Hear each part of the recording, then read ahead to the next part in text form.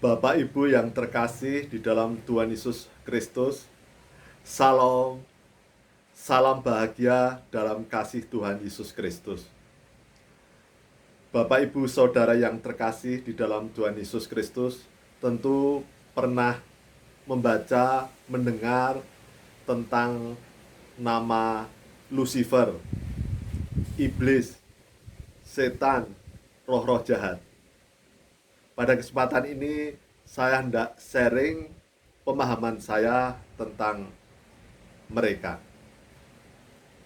Seperti yang telah disampaikan dalam Alkitab, bahwa Lucifer atau iblis adalah malaikat yang statusnya memiliki status yang tinggi yang diciptakan oleh Tuhan.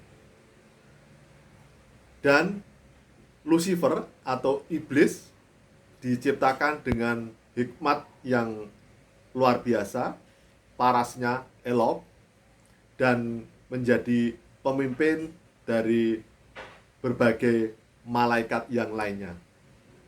Sehingga di suatu masa, Lucifer karena statusnya yang tinggi, kemudian lengah, terlena, dan berpikiran atau ingin menyamai Tuhan, ingin menduduki tahta seperti Tuhan, ingin berkuasa seperti Tuhan, ingin berkuasa tinggi di awan sampai puncak ketinggian. Maksudnya adalah ketinggian kekuasaan yang hendak menyamai Tuhan. Iblis, Lucifer, mengajak malaikat yang lainnya memberontak kepada Tuhan. Dan kemudian Lucifer jatuh. Dan kemudian Tuhan menghukum Lucifer tidak lagi bersama Tuhan. Dari pengalaman Lucifer tersebut, dari peristiwa pemberontakan Lucifer kepada Tuhan, menunjukkan bahwa Lucifer terlena dengan statusnya, dengan hikmatnya, dengan parasnya yang elok, dan kemudian menjadi sombong. Lucifer lupa bahwa hikmat dan paras yang elok, status yang tinggi adalah anugerah, kemurahan, pemberian Tuhan. Tapi Lucifer atau iblis menjadi lupa, terlena, bahkan kemudian ingin menyamai Tuhan dan memberontak kepada Tuhan. Maka kemudian Tuhan menghukum Lucifer dan para pengikutnya yang memberontak kepada Tuhan. Dari peristiwa Lucifer dan para pengikutnya yang memberontak Tuhan karena kesombongannya, maka dapat menjadi cerminan bagi insan Kristiani atau orang-orang Kristiani atau murid Tuhan, bahwa kehebatan, kemampuan seseorang memiliki karunia, baik itu karunia mengajar, karunia kemurahan hati, karunia bernubuat, karunia hikmat, karunia mujizat, karunia menyembuhkan atau penyembuhan, karunia keberhasilan.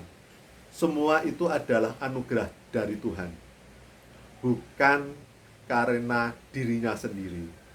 Maka tidak selayaknya lah kemudian menjadi sombong, menjadi congkak, kemudian lupa, terlena, meremehkan Tuhan, menyakiti Tuhan, juga menganggap remeh orang lain. Dan itu sungguh tidak menjadi perkenan Tuhan. Jadi kejatuhan manusia salah satu awalnya adalah karena memiliki sifat kesombongan. Karena merasa lebih baik dari orang lain, karena memiliki karunia-karunia yang kelihatan spektakuler, yang lebih dari orang lain. Padahal Tuhan memberikan karunia-karunia kehidupan yang juga kelihatan spektakuler adalah semata-mata agar karunia itu dapat bermanfaat bagi orang lain, menjadi berkat bagi orang lain, dan demi kemuliaan Tuhan. Bukan demi dirinya sendiri, kemudian mencuri kemuliaan Tuhan dan menjadi sombong, seolah-olah paling hebat, paling benar, dan kemudian meremehkan orang lain, bahwa hanya dirinya lah yang mendapat perkenan Tuhan, menganggap yang lainnya tidak sama dengan dirinya di hadapan Tuhan. Oleh karena itu, saudara-saudaraku yang terkasih, marilah kita menghindar dari sifat sombong, dari sifat congkak, dari sifat angkuh. Karena sifat kesombongan inilah awal mula kehancuran, kejatuhan manusia. Marilah kita hindarkan hidup ini dari kesombongan, dari keangkuhan, dari kecongkaan.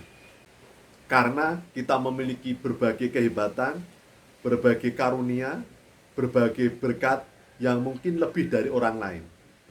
Tetapi karunia, keberhasilan, dan berkat itu adalah dari Tuhan, yang selayaknya tidak untuk disombongkan, tapi justru dapat menjadi berkat demi kemuliaan nama Tuhan. Jangan sampai sombong dan kemudian mencuri kemuliaan Tuhan. Tuhan memberkati. Salam.